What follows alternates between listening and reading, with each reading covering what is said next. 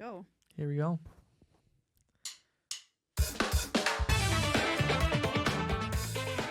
Hi, this is St. John's Live, and I'm Sarah Rose Smith, and I'm solo today.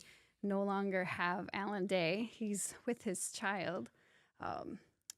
Charlie just had surgery, take his tonsils out. It's exciting. Well, I guess. I'm glad I don't have to go through that.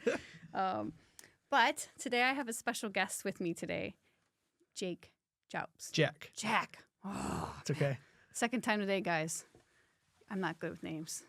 At least I didn't call you Joshua, which is the name of a lot of seminarians in the Diocese of Lansing. That would have been terribly offensive. Yeah, like it's like five of them named Joshua. Yeah, I think 4, maybe 3, Do 4. they differentiate themselves by I'm Josh and I'm Joshua? They do.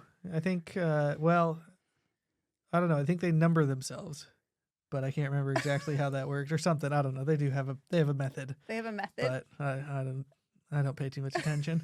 Or does the bishop number them 1, 2, and 3? Like my dad named us all Squeaker, and we were Squeaker number 1, 2, and 3. So I was Squeaker number 1. No, yeah, not that I know of. I don't know. So, all right. So, our guest today is a seminarian from the Sacred Heart Seminary. So tell us, what is a seminary?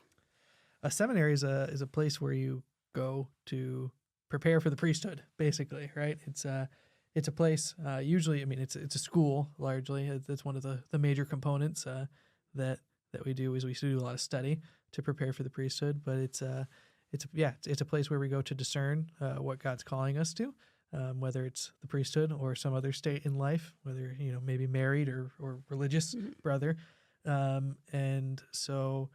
Yeah, I mean that's what a seminary is, and so a seminarian is one who's going there to what we would say pursue the call to the priesthood, whether that's and to discern that call to the priesthood, and so there's the different elements, right? We have the intellectual side, the intellectual formation where we study what the truth of the church.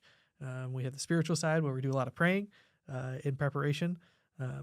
The human side where we learn how to be a good Christian men, and then the pastoral as well, where we do the kind of practical training of what does it mean to help somebody through their crisis in life, like anything a priest might do. Nice. So yeah, very important stuff. Oh yeah.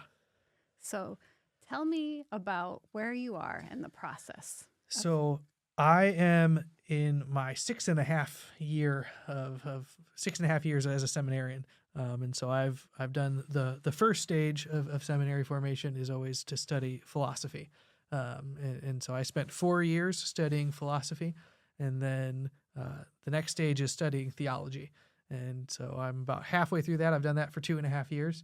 I've taken a break from studies currently to spend time in a parish. We call that a pastoral year. And so I'm currently on a pastoral year at St. Joseph's Parish in Howell, and so I'm there just kind of getting some more experience, taking a break from studies to do more prayer and just kind of soaking it all in. Yeah. So it's a good experience, and then hopefully in about 1.5 years I'll be ordained a deacon, and then 2.5 years from now I'll be a priest. So 2024. 2025 I'll be a priest. 2024 a deacon. Ah, okay. So I can do math. We're working on it. Okay. So on the diocesan website, when I'm looking at you and your fellow seminarians for the diocese, you guys have different collars. And some of you guys are in suit and ties, and some of you have collars like you. So what's the difference between the different looks? Yeah. So the way we dress, right, is a reflection of the place we are in life. So a priest will wear the collar, right, so that people can identify him as a priest, as a representative of Christ in the church.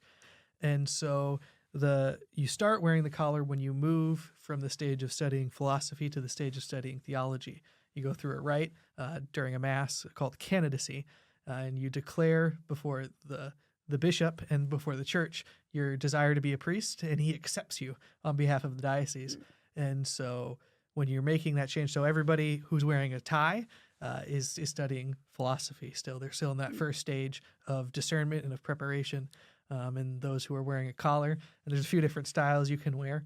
There's no real difference, but those who wear a collar are in that second stage. They've declared their intention to pursue the priesthood, and the bishop has accepted them in that process. And so they're on the back leg, so to speak, or the final leg on their preparation for the priesthood. Nice. Because I always wondered about that. I thought, oh, the ones with the little white showing, are they like the cool kids, or like what? They might think so. They might think so. But the real true cool ones are the ones like you? We try our best. You gotta keep it humble. So what's your favorite part about where you're at in the journey right now? Where I'm at right now, I mean, it's really nice to not be in school. I get that. After 6.5 years of, college and postgraduate studies, it's a lot. And so I realized it. I just started in January, and so right before Christmas, as everybody was kind of getting ready, registering for classes and thinking about buying books and things like that, I was like, man, I don't have to do that. And it's really it's freeing, in a way, but it's really freeing because it's an opportunity to study what I want to study, right? Things I don't have time to do, when I'm in class or doing other things like that, and then also time to pray, a lot more time to pray and just experience the life of the church in a real setting, not in a classroom, because that's this opportunity to just spend time in a parish. It's what I want to do, right? I don't want to be a seminarian forever. I don't want to be just studying theology and being a sort of academic myself. Some guys will enjoy that and will maybe do that as priests, but what I really want to do is I want to be a priest in a parish and to serve the people of God. Nice. And so this is an opportunity to do that. It's been really enjoyable and life-giving and kind of a reminder of, okay, this is what my seminarian preparation is for. It's an opportunity to really see, like, this is what I'm doing, and I can't do it, fully yet. I'm not a priest, so I can't celebrate mass or do things like that. But, in some small ways I can serve the people of God, and bring Christ to them. So what are some of those small ways, since you can't, celebrate the Mass and you can't do the sacraments quite yet? Yeah. So like, what do you get to do? Well, I get to do basically anything that anybody in a parish can do, right? And like but me? yeah, like you, like I can. I've been a little bit of teaching and catechizing, and so either as like a sort of guest for the RCIA. Or also for the grade school. I've gone and visited there a couple times and tried to teach them a little bit about reverence and how to go through the Mass. Some of it's just administrative, kind of getting a taste for the sort of the bills and things like that for the parish. So it's that's not as much fun, but has to be done. And I've done some things like take communion to the homebound, or nice. I did a couple of Ash Wednesday services at nursing homes. So things like that, where you're kind of going out to those who can't come to the church, and so it's just a little bit of everything, kind of trying to cover all the bases and help out where I can, and just really find ways to proclaim the word of God wherever I find myself throughout the course of this year. Now, when you visited my classroom, and you said something about hanging out with the kids at the recess. Yes. And playing soccer. Yes. Like you play? So did you play at home? I did. I played in high school. I played, I played 4 years, 1 year in middle school, 3 years in high school. I was keeper. I played goalie. So that was my position, but I still do enjoy it. And actually I'm playing on a rec league, kind of adult league, yeah. So with my brother and a couple friends. Now. So, it's a great sport. It's good fun. I enjoy it. It's What's your favorite team? See, I'm not really a fan of any team. But because you don't watch Premier League, or I don't, not regularly, but every once in a while I watch it. My brothers are very big Liverpool fans. I actually have two brothers who are Liverpool fans. One who's Manchester United. And then I kind of just a few years ago tagged on it just for fun, just said I was a Tottenham fan. Yes, just because that's the correct team. Now, there you go. But that was more just kind of drawn randomly out of a hat. I have no real investment in that. So, but, life goes on. That's Could not have said a better team. Well, there you go. I'm happy. I'm happy for you. Maybe that was the Holy Spirit, preparing me for this moment. Preparing you for this moment. See, Alan, I brought back in Premier League. You knew it was going to happen. So, yeah. Yes, I love soccer. It's a beautiful sport. I work it in like pretty much every podcast. Yeah. Well, there are worse things. There are. So, back to I remember also when you were telling the kids about the practitorium. The practicums. The practicums. Yes, so we have the practicums. That's just a fancy Latin-ish word for practice. Yes. So tell us about that room, because I thought that was incredible. Yeah, we have a designated classroom in the seminary for practicing liturgies, right? Because a lot of what the priest does is liturgies. That would be like celebrating the Mass, hearing confessions, baptisms, weddings, funerals, all that. So in that room we have a big, kind of old baptismal font.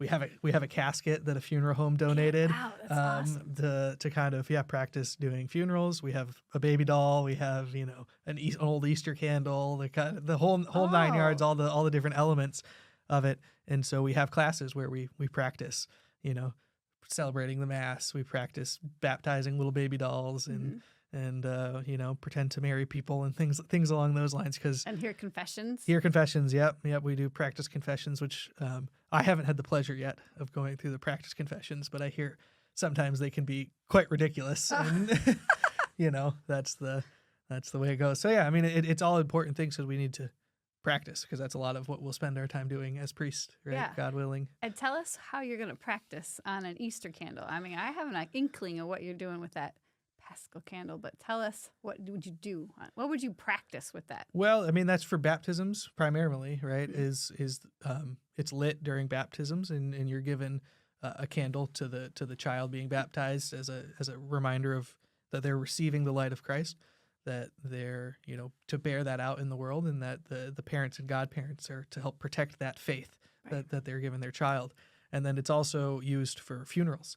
At the end of one's life, when we're commending them to God, it's a reminder of that baptism, of that they've received the light of Christ, mm-hmm, and that as we give that person back to God, we're also, we're entrusting them in faith to Christ, right, the same faith in which they were baptized. Beautiful. And so, yeah, that's a great sign and reminder of our faith, especially as we approach Easter. And don't on an Easter vigil you stick in the little parts? Yeah. We don't really practice that. Oh, you just have to go in there and know what you're doing. Figure it out. Yeah, I don't know. It's all in the book. You just read it in the book and stick stuff in there. You do it. But yeah, no, you stick in. You kind of trace a sign of the cross on there. You trace an alpha and omega, right? That Christ is the beginning and the end of our faith. And you always put the year in there. So 2023 or 2024 or whatever, mm-hmm, the year happens to be.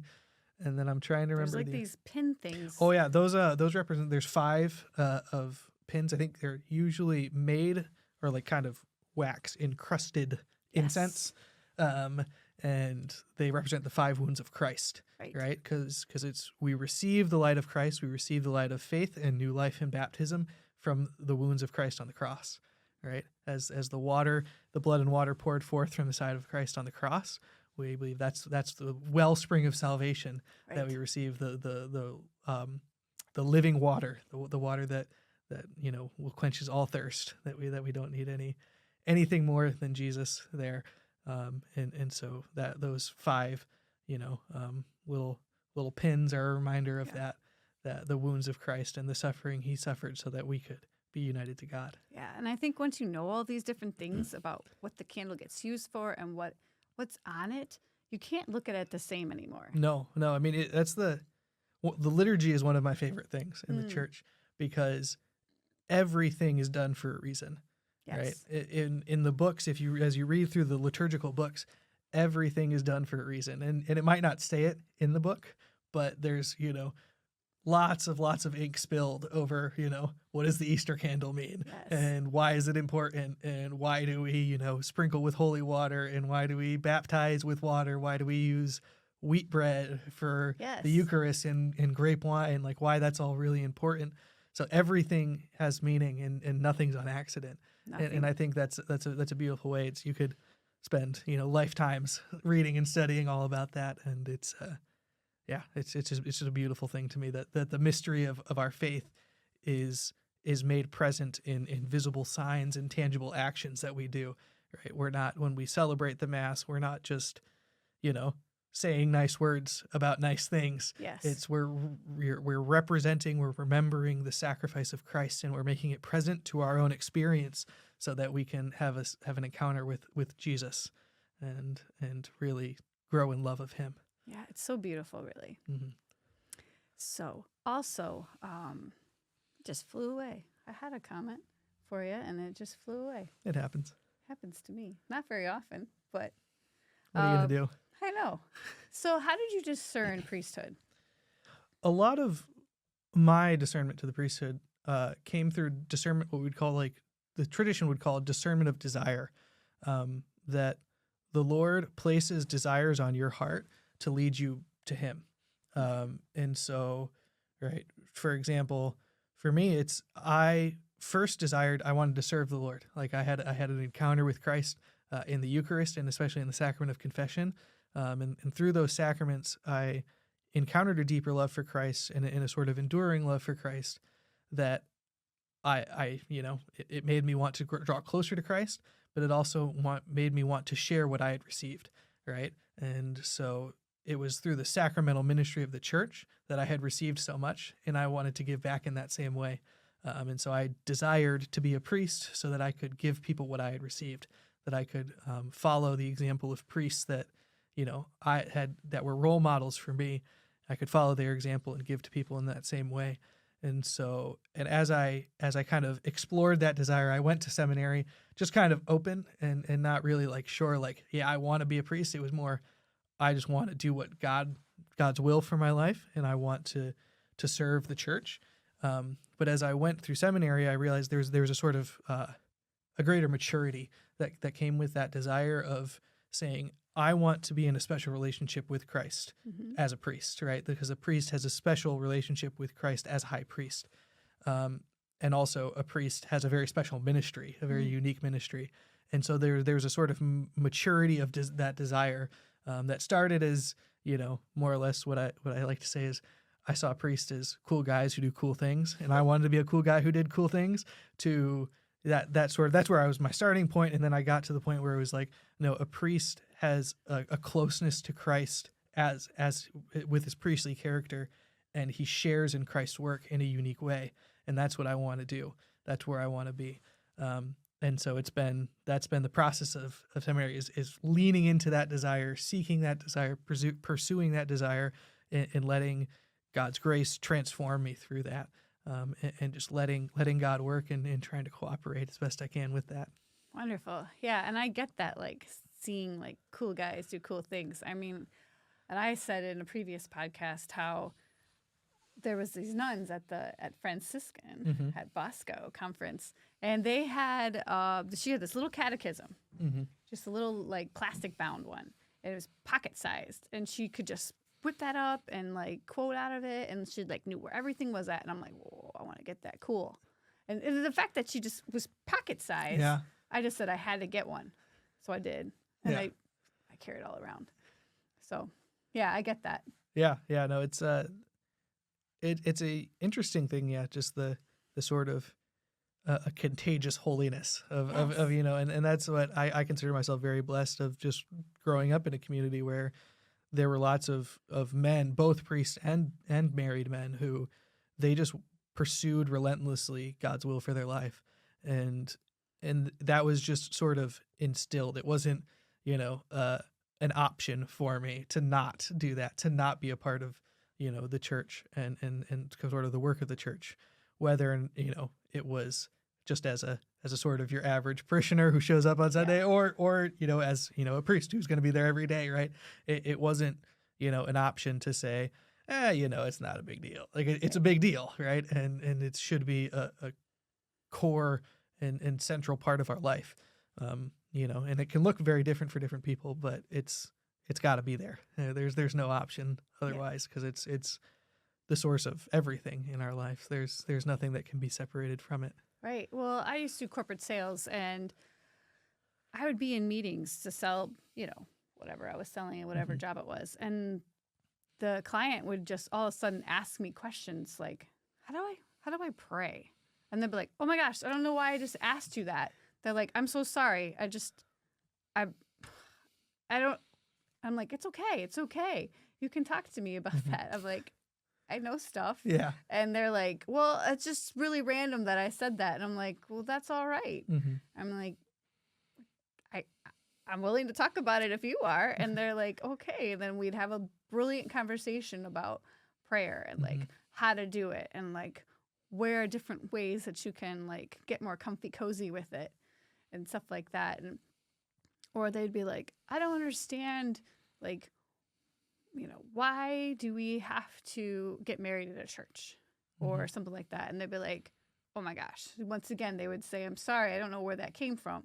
And then I learned later on that I had this charism of encouragement. Yeah. And that's what was allowing these people to, that charism working through me made them feel comfortable to say that. Yeah.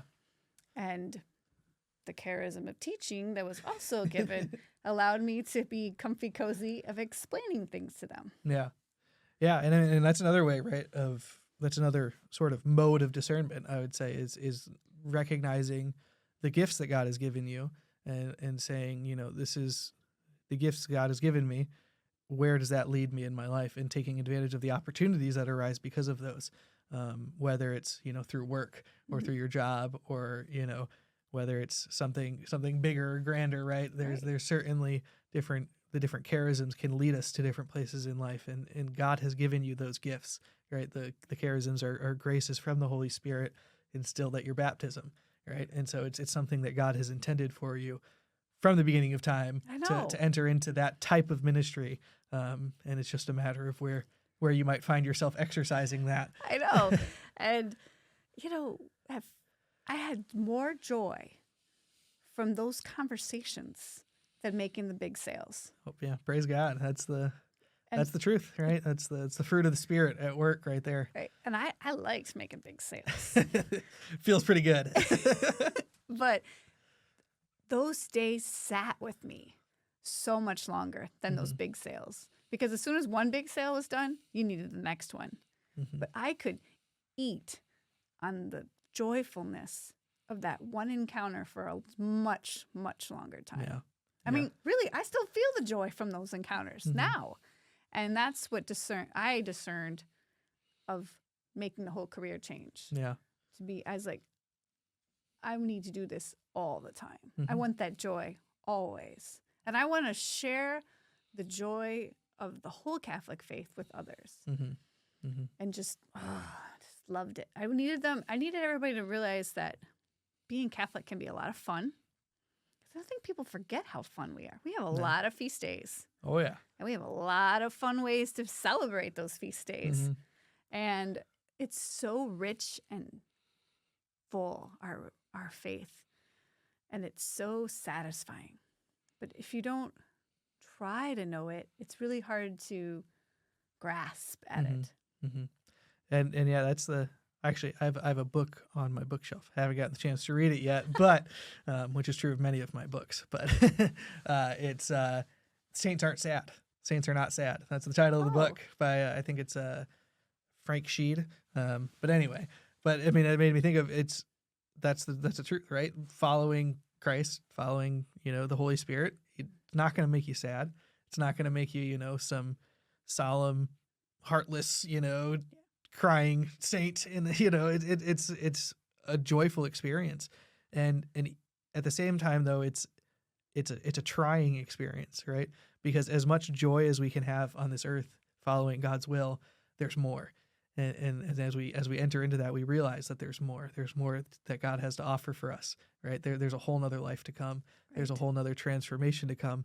And so it's joyful, but it's also hard because we want to get there. We want to kind of cross that line. But it's a sign that the Lord isn't done with you yet. No. That you're here, that you're able to serve Him and to glorify Him in everything you do, and to proclaim His word to whoever might be able to hear it in the various ways you can. And so it's a great joy and longing and hope for the closeness to God, because we want to be ever closer to God. and we're taking those steps each and every day. Yeah. And then my Lenten Reflection that I've been doing, the booklet that I've been doing, it had a quote recently that said, I do not promise you, no, this world doesn't offer you comfort, but the next one does. Mm-hmm. And so something like that. I messed it up. It's close enough. It's close enough. But basically, like, it's the gist. Just the gist of it. And like, I haven't had a particularly trying day that day. Mm-hmm. And I was like, that's right. This day is nothing compared to that length of time that's going to come next. Yeah. And the other thing I'm always, besides the joyfulness, is I have a true devotion to the Holy Souls. Mm. And so I'm always plugging more people to pray for the Holy Souls, because I always tell them, I was like, I'm going to be there, guys. And I'm going to need you to pray for me because I'm going to be there someday in purgatory. Oh, yeah. And I'm going to need you. I'm going to need your prayers. Mm-hmm. Yeah. Yeah, no, it's beautiful, beautiful devotion. So, do you have any words of advice to the young men out there? A lot of pressure. Yeah. I mean, I always just say go for it. Seminary can't hurt you. It might not be, it might not be for you, right? The priesthood might not be for you, but if there's even, a shadow of a possibility that God's calling you to be a priest, you should pursue that, because, and pursue that by going to seminary, because the seminary is the place to discern, right? There's no better place to discern, either at some dioceses have a discernment house. It's a house where guys live and girls live to discern what God is calling them to, if he's calling them to the priesthood or to the religious life. Or some dioceses will just send you straight to seminary and say, discern what God's will is for you, because the attitude of every vocations director that I've seen is either, we're going to send a guy to seminary and they're going to go and become a priest, and that's great. Or we're going to send a guy to seminary, they're going to become a better Catholic man. And then they're going to go out and they're going to get, either get married or go to a religious order, and they're going to serve the church in a new way. And that's great as well. Yes. So there's nothing wrong with going to the seminary and discerning out. It's there can only be positives. And so really just go for it, or really, really take it to prayer, right, as well. Because, you can't just say like, oh, maybe God's calling me to be a priest, but unless he like slaps me over the head with a 2x4, I'm not gonna worry about it, or I'll think about it later. There's no real sense in thinking about it later. Just take care of it now, and then you can be at peace with whatever God says to you, whether it's to go to seminary or to not, because sometimes it's not. That's the answer. And so if you really address it face on, and then I think that's, I guess, maybe the core of what I'm getting at is you need to come face to face with that. If you think it's even a remote possibility to say, God, what do you want from me in this? Because if you kind of try to shove it off into the dark corners, it's going to come back to bite you one way or the other in the end. And so I would just say, and that's true of everything in the spiritual life, in any kind of discernment or any kind of growth. You always want to bring it to the light, bring it to your vocations director, or to your prayer, or to your pastor, or to some other priest or spiritual advisor, and just face it. Because it can be a scary thing. There's a lot of difficulty, in the life of a priest, in the life of a seminarian. There's a lot of difficulty though in married life too. I was going to say that. It's not, there's a lot of difficulty in life. So it's and there's difficulty in singlehood too. Yeah. There's difficulty in life, and so just face it, because if you follow God's will for you, the joy that he gives you, the peace that he gives you, will make it easier to bear that burden, will make it easier to bear the difficulties in life. And so just pursue it, one way or another. Don't hold back, and let God do his work. Yeah. So I remember one of the classes that you said was your favorite was moral theology. Mm-hmm. That was one of my favorite classes too, when I was getting my master's. And so tell me why you like moral theology. Because what I believe, that would fit perfectly what you're saying. Because when you have the moral theology down, you can be a better whatever you end up being. better Christian, better Catholic, better husband, better wife, better priest, better layperson, whatever it is, better brother, sister, I see it. All right, so tell me your spin on it. Why you like moral theology? Well, I think there's a handful of reasons. I think one, and this is lower down, this is a more base reason, but it often can turn into like a puzzle that you're trying to solve of like figuring out like what principles apply in this scenario, and you kind of have like case study type like issues that you address all the time, and so it's like a puzzle, and you're trying to find like the right answer. And me, I'm more inclined to like math and science myself in general, and I think that sort of objectivity, like trying to find the right answer, is attractive to me.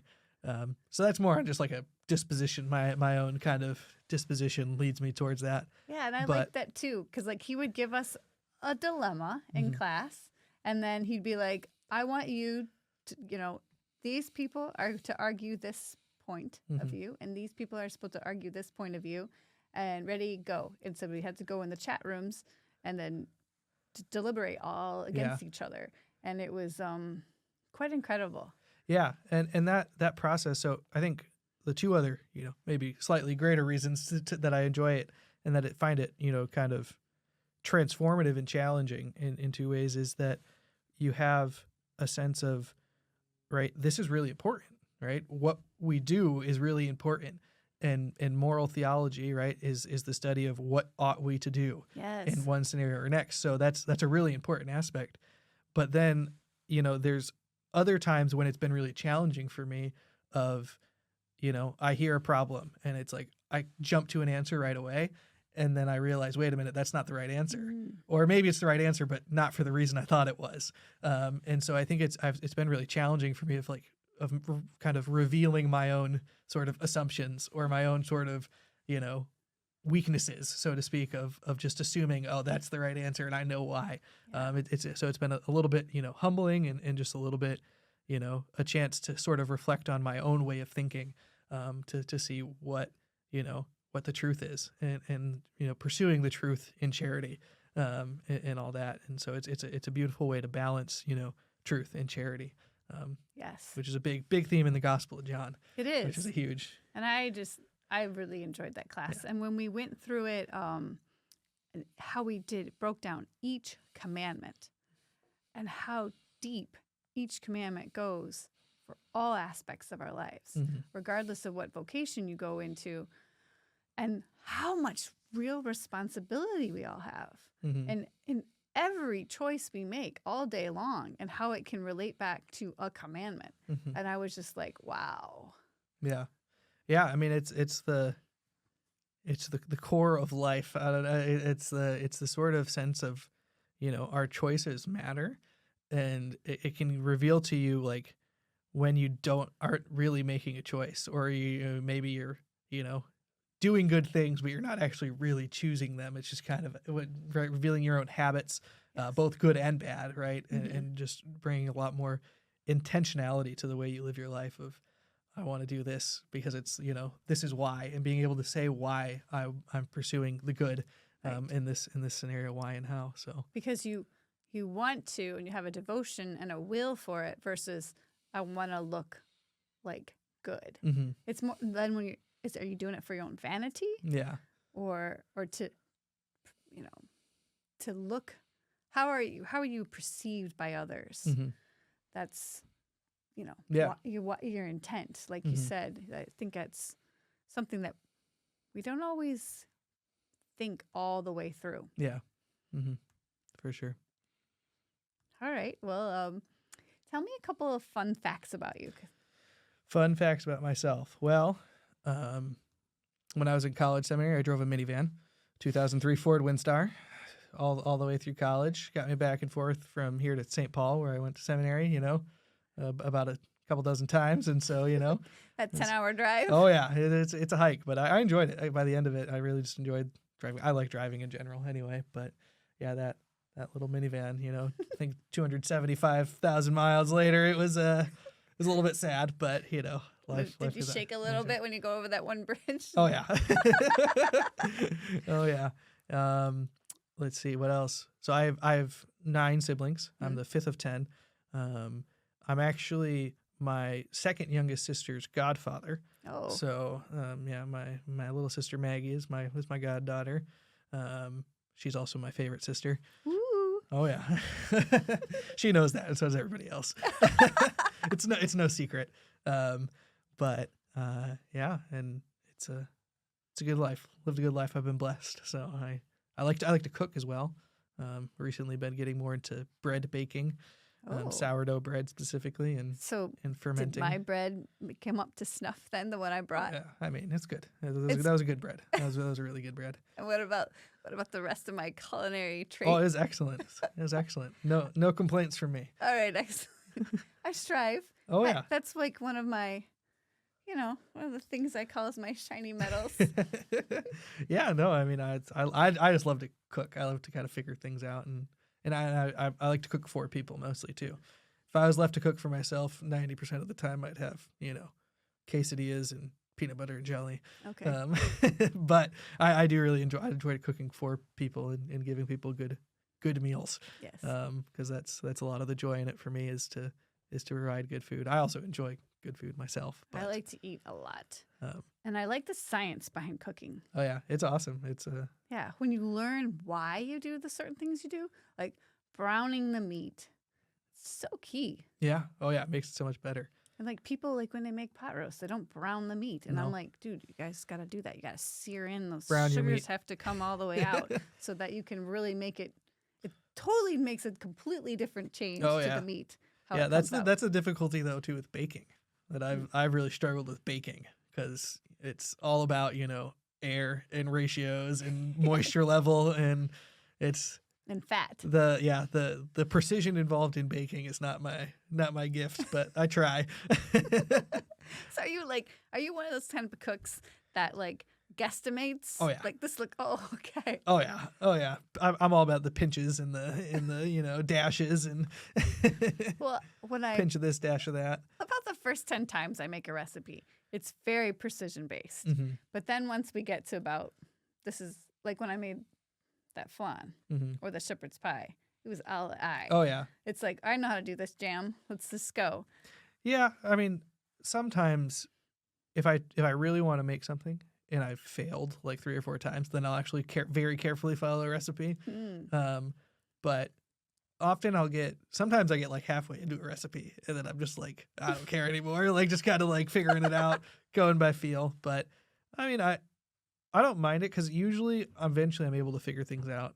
And then once I kind of figure it out, once I figure something out, like I don't need a recipe really. I go off book a lot when I'm cooking. And do substitutions and things that, probably shouldn't be done. And most of the time it works out okay. But so is there like a cookbook release in your future? Probably not. Because I never write anything down. Well, maybe you'll just have like a YouTube channel where you're cooking and be like, all right, we're making this night now. Yeah. But I don't know how helpful that would be to people if they tried to follow along, though. I'm a bit too scattered for that. I don't think most of those cooking shows are very ordered. I mean, Can you really follow along?